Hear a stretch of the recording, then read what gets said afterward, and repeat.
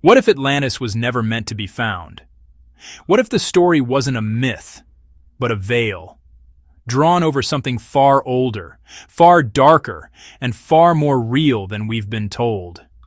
Forget the marble temples and perfect circles Plato described. Forget the comforting idea that Atlantis was nothing more than a philosopher's metaphor, because the earth doesn't deal in metaphors. It deals in erasure. Tonight, we descend beneath the waves, not in search of fantasy, but in pursuit of something the oceans have been hiding for thousands of years. Civilizations swallowed whole, coastlines erased, knowledge drowned, and once you see the evidence, you may never look at human history the same way again. Plato is always blamed for Atlantis. His name is forever linked to the legend, as if he conjured it from thin air, spinning a tale that would echo through the centuries. But he never claimed to invent it. In his dialogues, Plato insisted he was merely repeating a story passed down through generations, a tale he heard from his elders. He said the story was ancient, already old when Egypt was young. According to Plato, the legend of Atlantis was preserved in the temples of Egypt, written in sacred hieroglyphs, long before the Greeks ever set sail.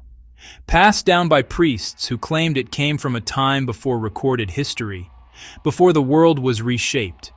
These priests spoke of a forgotten era, when gods and mortals walked together, and the earth itself was different. And here's where the silence becomes unsettling. The deeper we look, the more we find echoes of this story in places Plato never knew existed. Why do cultures separated by oceans and tens of thousands of years all describe the same thing? A great flood, a powerful civilization. The details change, but the core remains. A world lost to water and time. A sudden destruction that came from the sea and the sky. Cataclysmic forces beyond human control, reshaping the land and erasing entire peoples. Sumerian tablets speak of gods drowning the world. Their myths tell of a deluge sent to cleanse the earth, sparing only a chosen few. Egyptian records hint at a lost golden age destroyed by chaos. They remember a time of order, shattered by floods and darkness, leaving only ruins behind. Hindu texts describe advanced cities consumed by water. Their epics recall civilizations with technology and wisdom, swept away in a single night.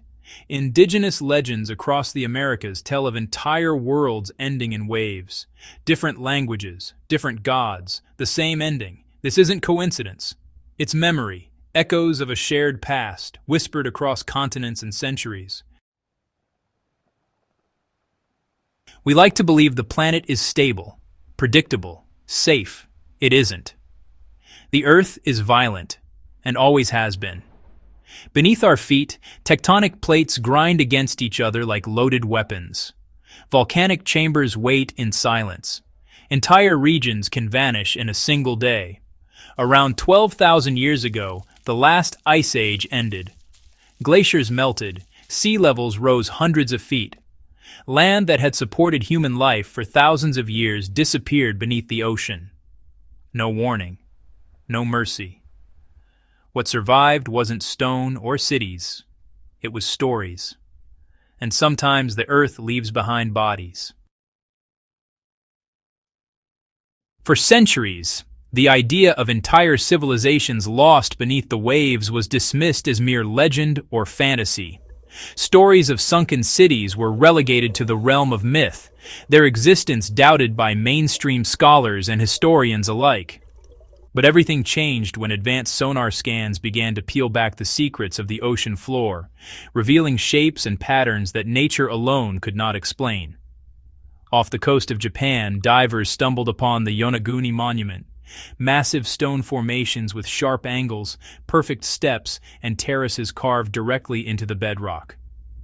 These features are so precise, so geometric, that many argue they could not have formed by chance.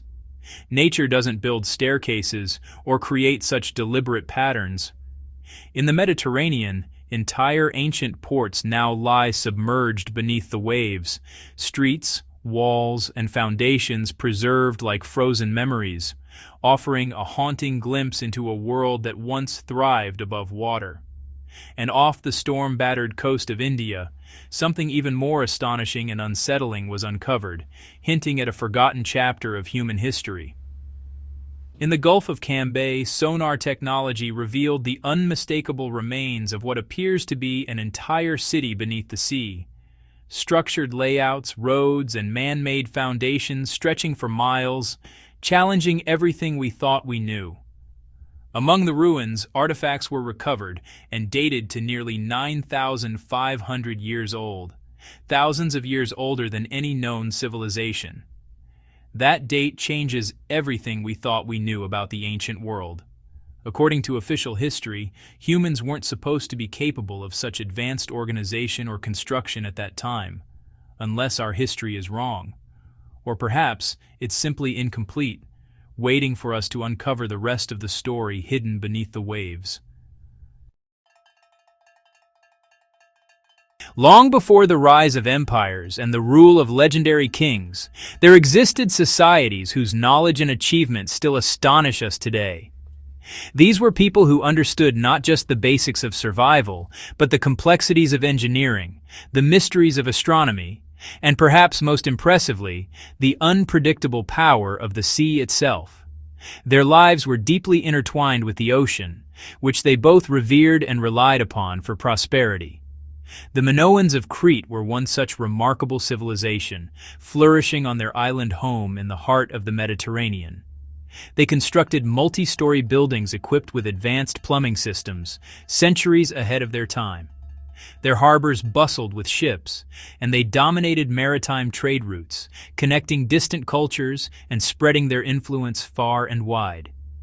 Unlike other ancient cities, the Minoans built no defensive walls around their settlements.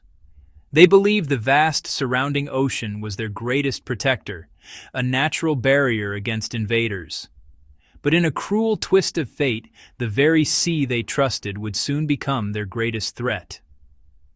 Around 1600 BCE, the volcano on the nearby island of Thera erupted with a force unmatched in recorded history, sending shock waves across the region. The explosion shattered the island, leaving behind a vast caldera and altering the landscape forever. Massive tsunamis radiated outward, crashing into the coasts of Crete and other nearby lands, flooding cities and devastating communities. For years, ash darkened the skies, blocking sunlight and disrupting agriculture. Ports were buried or destroyed, and the intricate web of trade the Minoans depended on collapsed almost overnight. The Minoan world didn't fall to war or conquest. Instead, it simply ceased to exist, its cities abandoned and its people scattered.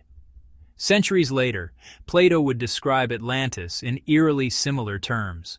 A powerful maritime civilization, technologically advanced and culturally rich, lost to the sea in a single cataclysmic event. According to legend, Atlantis was destroyed in a single terrible day and night, swallowed by the ocean's fury. The similarity between the stories of Atlantis and the fate of the Minoans is, honestly, deeply unsettling, and it raises questions about how much truth lies beneath the waves. Ancient texts speak of a time before the disaster, a time when humans lived differently. Pre-Diluvian civilizations, those said to exist before the Great Flood, are described as possessing advanced knowledge, mathematics, star charts, architecture aligned with the heavens. Then came the water, and after the water humanity restarted, diminished. What if the flood wasn't a metaphor for moral failure? What if it was a reset? A planetary correction? The Yonaguni monument remains officially natural, despite features that really, defy erosion. The Gulf of Cambay ruins are rarely discussed, despite their implications, and Santorini, once called Thera, is treated as a local tragedy rather than a global trauma. Why?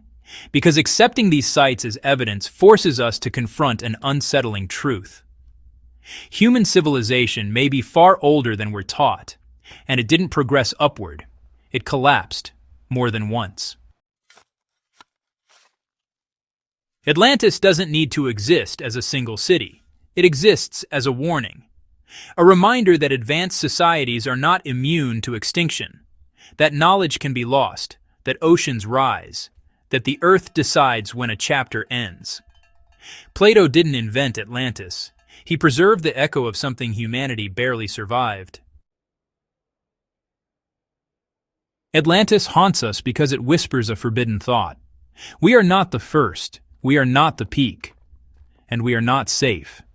Every sunken ruin challenges the idea of linear progress. Every flood myth hints at a forgotten age. Every submerged coastline reminds us that the world we know is temporary. The oceans are not empty, they are archives, and they are still hiding something. So the next time you hear Atlantis called a myth, remember, myths don't leave ruins. Look closer at the world beneath the waves. Question the timelines. Follow the silence between the stories. Because some truths aren't lost, they're buried. If this disturbed you, share it. If it intrigued you, subscribe. And if you think humanity has forgotten its past, you're probably right.